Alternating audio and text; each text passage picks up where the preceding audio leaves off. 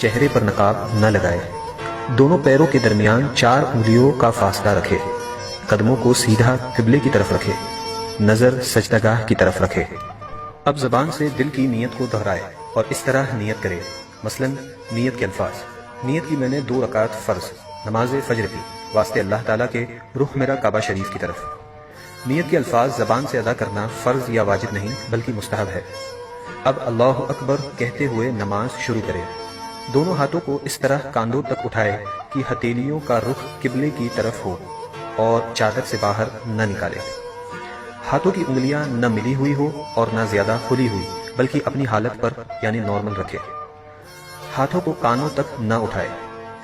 اب دونوں ہاتھوں کو نیچے لائے اور الٹی ہتھیلی سینے پر چھاتی کے نیچے رکھ کر اس کے اوپر سیدھی ہتھیلی رکھے۔